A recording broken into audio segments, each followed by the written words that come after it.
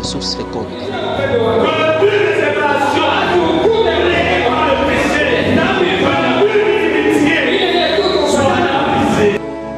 Une église centrée sur le salut des âmes. Elle œuvre dans les domaines de l'évangélisation, de l'enseignement de la parole de Dieu, de la communion fraternelle, de l'assistance ainsi que de la prière. Elle est dirigée par le révérend pasteur Désiré Mbaye.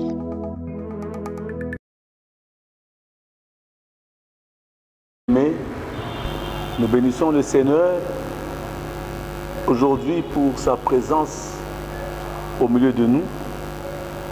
La fois passée, nous avons commencé à parler sur quelque chose d'essentiel. Lutter avec Dieu. Nous avons parlé d'abord de Jacob. Pour comprendre qu'à un moment donné, il a laissé tout ce qu'il avait pour lui, de grand, de précieux, et il a préféré de rester seul pour lutter avec le Seigneur. Et nous avons dit, lutter avec Dieu, c'est lutter ensemble avec le Seigneur. Et le dimanche, nous avons parlé des résultats que nous obtenons quand nous luttons ensemble avec le Seigneur. Le premier résultat, c'est la vision, le changement de la vision, de la révélation dans les choses de Dieu. Le deuxième résultat, nous avons dit, quand nous luttons ensemble avec le Seigneur, l'ordre des choses change dans notre vie. Nous mettons de l'ordre exact qui convient à notre vie. Il a placé ses servantes, les servantes de ses femmes, dans une position. Il a placé Léa dans une position. Il a terminé par Rachel pour protéger celle-là qui était la femme que Jacob préférait. Donc nous voyons que là, il y a un ordre spécial que Jacob commence à réaliser, qui ne faisait pas ça avant. Et nous bénissons le Seigneur pour cela. Et nous avons prié que quand quelqu'un travaille avec Dieu, il doit savoir que le lieu de rendez-vous avec le Seigneur, c'est autour de l'autel. Et c'est comme ça que quand Jacob est arrivé à Canaan, il a placé, il a construit l'autel. Nous allons d'abord prier aujourd'hui avant de commencer et de continuer toujours dans la même pensée. Père, Jéhovah, le Dieu que nous connaissons, le Dieu qui connaît, la Bible dit, Abraham ne nous a pas connus, Isaac ne nous a pas connus, Jacob même de qui on parle ne nous a pas connus.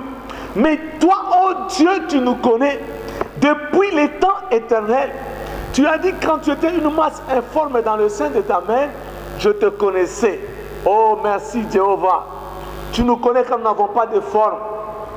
Tu nous donnes la vie et tu commences à donner une forme à chaque existence. C'est pourquoi je crois ce soir que tu donnes une forme à mon frère et à ma soeur au nom puissant de Jésus-Christ. Je crois ce soir que tu es avec nous là où nous sommes, dans la situation, dans les lieux, dans nos problèmes. Tu es avec nous. Et c'est pourquoi c'est avec joie et plaisir que ce jour, je me tiens pour bénir ton nom, pour bénir ta présence au nom de Jésus-Christ. Nous disons Amen. Que Dieu vous bénisse. Prenez vos Bibles là où vous êtes. Nous continuons encore à partager la parole de Dieu, une parole merveilleuse. Nous sommes dans le livre de 1 Samuel, au chapitre 17, à partir du verset 38 jusqu'au verset 50. Mais je vais lire quelques versets pour que nous puissions ensemble comprendre la parole de Dieu ce soir. David ceignit l'épée de Saül par-dessus ses habits et voulut marcher car il n'avait pas encore essayé. Mais il dit à Saül, je ne puis pas marcher avec cette armure. Je n'y suis pas accoutumé. Et il s'en débarrassa. Il prit à main son bâton, choisit dans le torrent 5 pierres polies et les mit dans sa gibecière de berger et dans sa poche. Puis sa fronde à la main, il s'avança contre le Philistin. Le verset 45, David dit au Philistin, tu marches contre moi avec l'épée, la lance et le javelot, et moi je marche contre toi au nom de l'Éternel des armées, du Dieu de l'armée d'Israël que tu as insulté. Aujourd'hui, l'Éternel te livrera entre mes mains, je t'abattrai et je te couperai la tête. Aujourd'hui, je donnerai les cadavres du camp des Philistins aux oiseaux du ciel et aux animaux de la terre et aux animaux de la terre.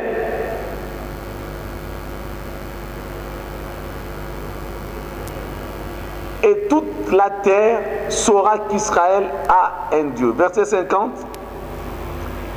La Bible dit: ainsi, avec une fronde et une pierre, David fut plus fort que le Philistin.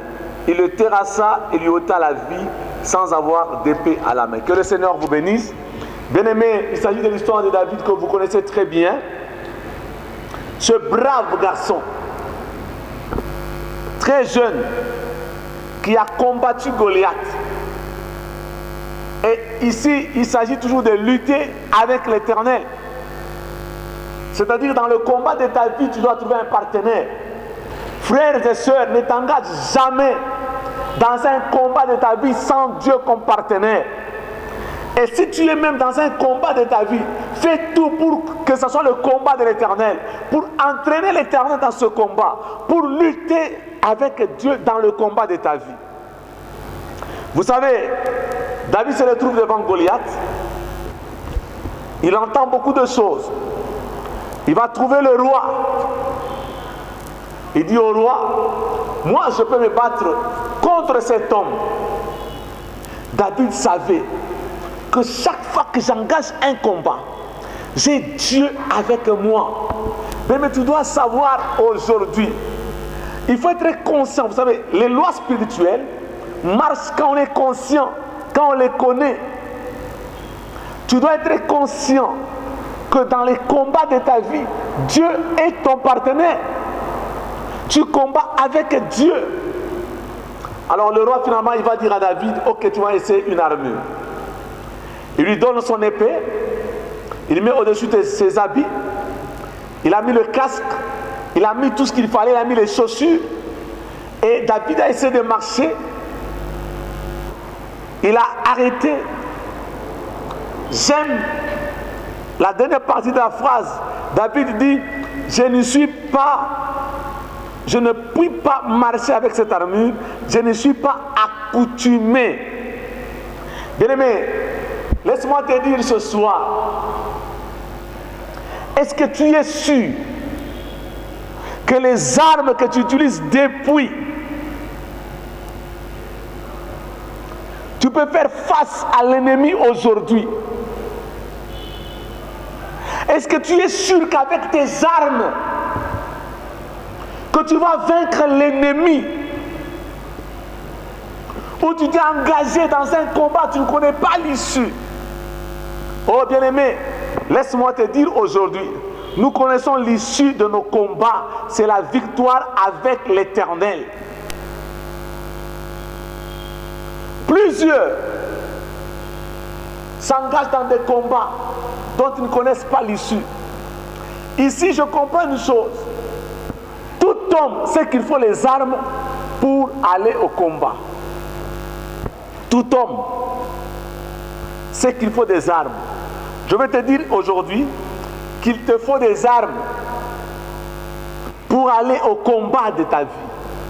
Tu ne peux pas aller dans un combat où tu n'as pas d'armes. Non. Il te faut des armes. Et aujourd'hui, je vais te donner des bonnes armes que tu vas utiliser. Bien aimé, quand on combat avec Dieu, on ne peut utiliser que les armes de l'Éternel. Beaucoup de gens ont des problèmes. Beaucoup de chrétiens, beaucoup de serviteurs de Dieu, ils s'engagent dans un combat. Arrivés en pleine guerre, ils veulent utiliser les armes de l'ennemi pour vaincre. Ça ne peut pas marcher. Tu te bats dans ta vie. La pauvreté est là, la maladie est là, la misère est là, le Covid est là. Mais tu veux utiliser les armes de l'ennemi pour vaincre les combats qui sont dans ta vie. Ça ne peut pas marcher. David a pris l'armure de Saül. Il a essayé de marcher. Il a dit non, non, non, non, non, je dois m'en débarrasser. Je n'y suis pas accoutumé. Bien-aimé, il y a des armes que tu as jusqu'à aujourd'hui qui ne t'appartiennent pas. Il y a des armes que tu utilises dans ta vie qui ne t'appartiennent pas, qui ne vont pas te donner la victoire dans la vie. Quand vous prenez ce verset 38-39, vous le comparez à Éphésiens chapitre 6, à partir du verset 10. On parle toujours du casque, on parle de la ceinture, on parle de l'épée, mais c'est autre chose. Vous voyez, le diable ne va pas très loin. Il change peu de choses. Il dit à Ève, est-ce que Dieu a-t-il réellement dit pour l'entraîner dans l'échec? Le diable dit non, tu peux te protéger aussi avec ça. C'est une cuirasse, c'est un casque, c'est une épée, c'est une ceinture. Non frère, enlève la ceinture que tu as en hanche. Le fétiche là, ce n'est pas un casque, ce n'est pas une cuirasse. Ça ne va pas te protéger. David dit, il a marché, il a essayé. Oui, tu as essayé. Mais aujourd'hui, comprends que ce n'est pas pour toi. Débarrassons-nous de ces choses. Plusieurs échouent dans leur vie parce qu'ils n'ont pas le courage de se débarrasser des armes de l'ennemi qu'ils ont utilisées dans leur vie. Oui, mon frère, tu as utilisé les armes de l'ennemi. Tu as utilisé les mensonges pour être là où tu es dans le couple, pour être là où tu es à un poste donné. Tu as utilisé la corruption, tu as utilisé les fétiches, tu as utilisé l'orgueil. Toutes ces armes-là, débarrasse-toi ce soir, parce que Dieu veut, dans le combat que tu as dans ta vie avec lui, que tu utilises les armes de l'Éternel. Alléluia. Oh, que Dieu te bénisse. Pendant que tu es en train de prendre la décision de te débarrasser de ces choses. Bien-aimé, la vie chrétienne, nous devons nous débarrasser de certaines choses. Nous ne sommes pas habitués. Nous ne pouvons pas marcher. Ça pèse sur nous. Les armes de Saül commençaient à peser sur David. David a dit non, le Dieu que je connais, ce n'est pas comme ça. Frères et sœurs, débarrasse-toi de ces choses. Débarrasse-toi du mensonge. Débarrasse-toi du péché. Débarrasse-toi de toutes ces choses-là qui ne t'aident pas à avancer. David a compris que pour gagner le combat dans la vie, il faut être du côté de l'Éternel. C'est pourquoi David va se lever. Il va dire au Philistin Goliath. David va choisir 5 pierres. Et il prend une pierre qu'il va lancer sur Goliath.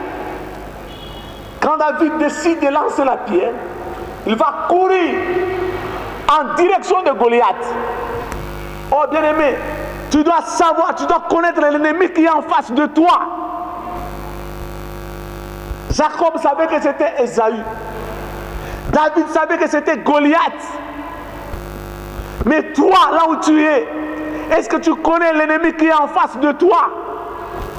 Laisse-moi te dire aujourd'hui, si c'est la maladie, c'est quelle maladie? Si c'est la pauvreté, cite cet ennemi. Si c'est le problème, cite cet ennemi. Ne rate pas l'ennemi. Lève-toi maintenant, regarde l'ennemi en face. David a pris une pierre. Oh, la Bible dit, oh ça c'est merveilleux. Vous savez, quand nous lisons le livre de Daniel, quand le roi a eu la vision de la statue, il y a une pierre qui s'est détachée du ciel, sans le secours d'aucune main, et qui a frappé la statue. Une statue géante. La pierre a frappé et l'a renversée. Et la pierre a pris la place de la statue. Oh, c'est ce que Dieu va faire aujourd'hui. Il y a une pierre que tu vas prendre qui va frapper Goliath pour renverser Goliath tel que la statue a été renversée. La Bible dit, il a mis à Sion une pierre de prix. Celui qui la prendra pour appui n'aura point hâte de fuir. Mais celui sur qui la pierre va tomber sera écrasé. Aujourd'hui, il faut que la pierre précieuse, Jésus-Christ, tombe sur tes ennemis. Pour que tes ennemis soient écrasés. C'est pourquoi je te dis, il est temps de comprendre que dans les combats de nos vies, nous devons nous battre avec le Seigneur. Donc le problème, ce n'est pas la guerre. Le problème, ce n'est pas le combat. Mon frère, le problème, c'est qui se bat avec moi. Quelles sont les armes que j'utilise? C'est ça qui est important. La Bible dit avec une fronde et une pierre, David a été vainqueur. Oh bien-aimé, ne regarde pas la puissance de cette pandémie. Ne regarde pas la puissance de la misère et de la pauvreté chez toi. Ne regarde pas la puissance de ce qui crie dans tes oreilles, tu n'auras pas de travail. Ne regarde pas la puissance de ce qui se passe sur les médias. Aujourd'hui, il y a quelqu'un à côté de toi. Le Seigneur est à côté de nous. Bien-aimé, je vais te rassurer encore aujourd'hui. Le Seigneur est à côté de nous. Nous avons un Dieu. Nous avons un rocher. Il dit ceci. Même si une mère peut abandonner son fils, moi l'Éternel Dieu, je ne t'abandonnerai pas. Ça signifie que Dieu sera toujours à côté de toi ou avec toi. Le problème, c'est qu'on n'est pas conscient. Le monde veut nous montrer que la maladie est puissante. Bien, mais sur toutes les chaînes, nous voyons des informations compliquées. Le monde veut nous montrer que le diable est puissant. Il parle partout. Mais laisse-moi te dire aujourd'hui, nous avons quelqu'un qui est puissant. Dieu est puissant. Je voudrais que tu parles à toi-même, que tu parles au monde, que notre Dieu est puissant. Et si nous nous tenons ici, nous nous tenons avec l'Éternel des armées. Nous nous tenons avec Dieu, bien-aimé. David a compris le secret. Oh, bien-aimé, la solution à un moment donné n'était pas chez le roi Saül.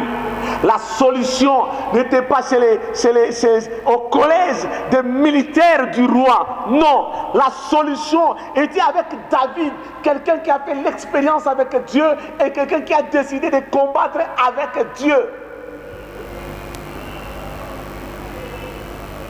Peuple de Dieu, vous avez la solution entre vos mains. Vous avez la solution entre vos mains. Dieu dit dans le livre de 2 Chroniques, si mon peuple, Dieu savait qu'à chaque instant, la solution est quelque part. Frère, la solution de ce monde est quelque part. Elle n'est pas loin. Dieu n'est pas descendu du ciel. Dieu a été avec David et David devait agir. Voilà pourquoi il a couru devant. Oh, le temps est arrivé. Ne te complains pas toujours en prière. Ne te plains pas toujours en prière. Il est temps de passer à l'offensive. Goliath ne va pas tomber si tu ne passes pas à l'offensive. Frère, Goliath ne va pas tomber si tu ne passes pas à l'offensive. Le problème, ce n'est pas Goliath.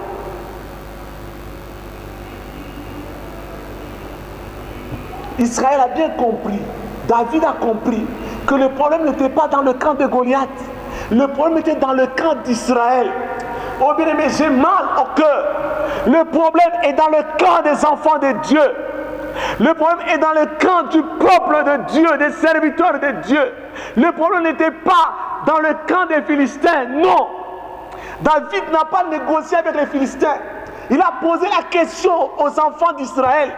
Qu'est-ce qu'on va faire à l'homme qui va renverser ce Philistin? L'opposition est venue dans le camp d'Israël. C'est eux qui n'ont pas compris.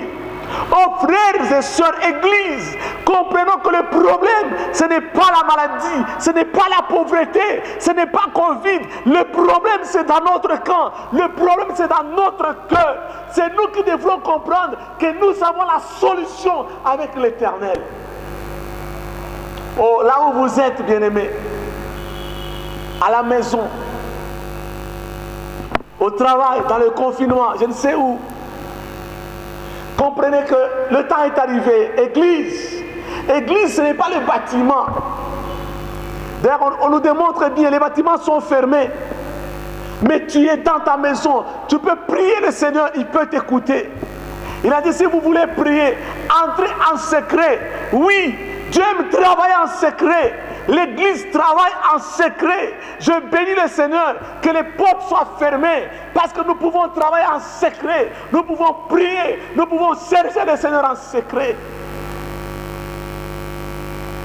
David a compris que voilà, le problème, c'est dans notre camp. Oh, le problème, c'est les enfants de Dieu. C'est pourquoi Dieu dit, si mon peuple, ce qui est invoqué, mon nom s'humilie, prie, cherche ma face, moi je guérirai dehors, je sauverai dehors, je sauverai cette terre, ce monde qui est tourmenté, nos villes qui sont tourmentées, nos maisons qui sont tourmentées. Donc nous avons la solution. Oh, c'est pourquoi j'aimerais que tu te lèves avec moi. Parce que maintenant nous sommes conscients que nous avons la solution pour renverser Goliath. Je ne connais pas le Goliath de ta vie. Je vais en citer quelques-uns. On n'a pas tout le temps, mais je sais que tu prieras chez toi à la maison. Je vais en citer quelques-uns, nous allons prier. La première chose, oh, le premier que je vais citer aujourd'hui, c'est cette pandémie qui se vit dans le monde. Il a fait tellement de la fureur. Il amène tellement la peur. Il marche. Devant lui, c'est la peur. Devant lui, c'est les confinements. Devant lui, il y a des gestes barrières qui sont importants, je l'ai dit. Mais nous devons savoir que nous pouvons prier le Seigneur ce soir qui va faire quelque chose. Nous allons prier, toi et moi. Nous allons prier pour renverser cette pandémie, cette maladie au nom puissant de Jésus. Le Dieu qui a créé le ciel et la terre par sa parole. Tu as voulu que la terre soit saine. Et elle était saine quand tu as créé. Tout obéissait à Adam et Ève. Tout obéit à tes enfants. La Bible dit que la création soupire et attend la révélation des enfants de Dieu. Ce soir, parce que la création attend la révélation des enfants de Dieu, je dis non à cette maladie. Au nom de Jésus. Partout sur cette terre, de l'est à l'ouest, du nord au sud, au centre, cette maladie, je leur donne de quitter la terre telle qu'elle est venue. Au nom puissant de Jésus, parce que nous avons un plus fort avec nous. Oh, la Bible dit, les armes avec lesquelles nous combattons ne sont pas charnelles, mais sont puissantes par la vertu de Dieu. Nous renversons les forteresses, les dominations. Cette maladie qui domine sur la terre, je la renverse maintenant au nom puissant de Jésus-Christ. Je proclame la victoire du sang de Jésus-Christ. Le sang de Jésus-Christ. Le sang de Jésus-Christ, le sang de Jésus-Christ sur cette terre, le sang de Jésus-Christ dans nos vies. Nous avons compris que nous maintenant, enfants de Dieu, nous avons la solution. Oh, c'est pourquoi j'ai dit non à cette maladie. Partout où elle se vit, tu es là dans ta maison, dans ton confinement. Proclame la victoire sur la maladie, dans ton corps, de la tête jusqu'à la plante de tes pieds, au nom puissant de Jésus-Christ. Quel est le Goliath qui règne dans ta vie? Le problème n'est pas Goliath. Nous avons compris que c'est nous. Maintenant, je vais renverser. Je suis en train de renverser la pauvreté. Oh bien-aimé, la pauvreté entend. Toute chose a une oreille. C'est pourquoi j'ordonne à la pauvreté de se taire dans ta vie au nom puissant de Jésus-Christ. Les dominations qui se sont levées dans ta vie, j'ordonne maintenant qu'elles se taisent au nom puissant de Jésus-Christ. La maladie qui s'est levée, elle doit se taire maintenant au nom puissant de Jésus-Christ.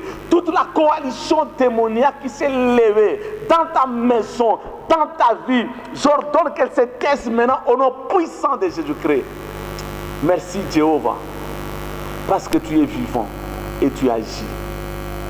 Tu agis. Tu agis. Je proclame la vie, je proclame la délivrance, je proclame la consolation. Gloire te soit rendue, Seigneur, parce que tu es vivant. Au nom de Jésus-Christ, nous disons Amen. Bien-aimés, que Dieu vous bénisse. Méditez cette parole. Combattez avec le Seigneur. Là où vous êtes, je vous encourage à prier, à méditer. Dieu nous donne le temps de prier et de méditer. Continuons à le faire. N'oubliez pas aussi tous les gestes que vous devez observer dans votre vie. C'est important pour vous protéger. C'est l'intelligence et la sagesse que Dieu a donnée. Mais en dehors de ça, cette maladie, elle est d'abord spirituelle. Nous devons prier pour qu'elle s'éloigne de la terre. C'est notre monde, c'est notre terre. Nous sommes appelés à circuler partout. Et nous croyons que Dieu va te faire grâce. Dieu va te faire grâce. Si dans ta famille il y a quelqu'un qui est malade, j'implore la grâce de Dieu pour que cette personne soit guérie. Si tu as un ami qui est malade, oh bien-aimé, ce n'est pas une fatalité. La grâce de Dieu est capable de le toucher là où il est pour que cette personne soit guérie. Souviens-toi du Seigneur tous les jours de ta vie. Souviens-toi qu'il est à tes côtés et qu'il veut combattre avec toi. Que le Seigneur te bénisse. Médite cette parole. Continue à prier, continue à réfléchir. Et nous nous retrouvons encore vendredi sur les mêmes chaînes, à la même heure, pour écouter la parole de Dieu et continuer à prier. Dans l'entretemps, dans ta maison, dans nos maisons, continuons à renverser tous les Goliaths parce que nous sommes sûrs maintenant que nous combattons avec le Seigneur. Dieu est avec nous. Que Dieu te bénisse et que le Tout-Puissant bénisse ta maison. Je prie pour toi, pour ta vie et pour toute ta maison. Au nom puissant de Jésus-Christ, nous disons Amen.